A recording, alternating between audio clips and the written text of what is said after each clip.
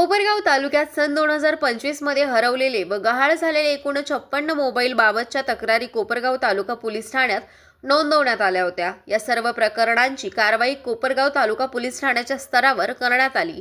या प्रकरणांचा सखोल पाठपुरावा करत कोपरगाव तालुका पोलीस ठाण्यातील CCTNS ॲडमिन महिला पोलीस शिपाई अंजना भांगरे यांनी अथक परिश्रम घेत CEIR ॲपचा अचूक व प्रभावी वापर करत उल्लेखनीय कामगिरी केली। या प्रयत्नांना यश येत आज सोमवार दिनांक 29 जानेवारी 2026 रोजी तालुका पोलीस ठाण्याच्या आवारात तब्बल 12 हरवलेल्या मोबाईल संबंधित मोबाईल धारकांच्या ताब्यात औपचारिकरित्या सुपूर्द करण्यात आले। मोबाईल परत मिळाल्याने नागरिकांच्या चेहऱ्यावर समाधान व आनंद दिसून आला।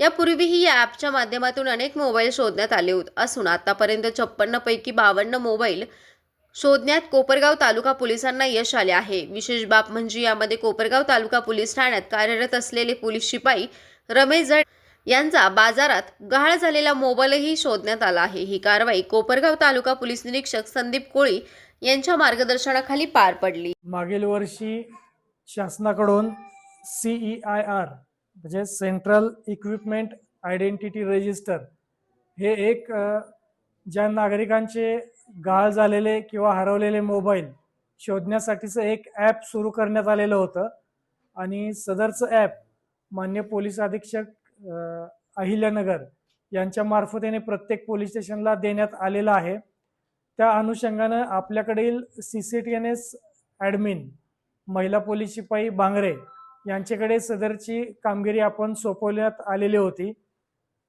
कोपरगाव तालुका पोलीस स्टेशन येथे 2025 या साली एकूण 56 मोबाईल हरवलेले किंवा गहाळ झालेले होते, ज्याची नोंद आपल्या पोलीस स्टेशन येथे घेण्यात आलेली होती।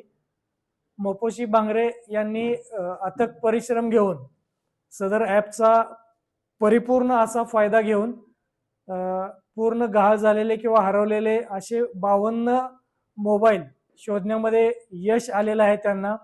आणि सदरचे मोबाईल आपण मागच्या वर्षी देखील 8 मोबाईल दिलेले होते आणि आज रोजी आपण एकूण 12 मोबाईल ज्यांचे हरवलेले आहेत त्यांच्या ताब्यात दिलेले आहेत।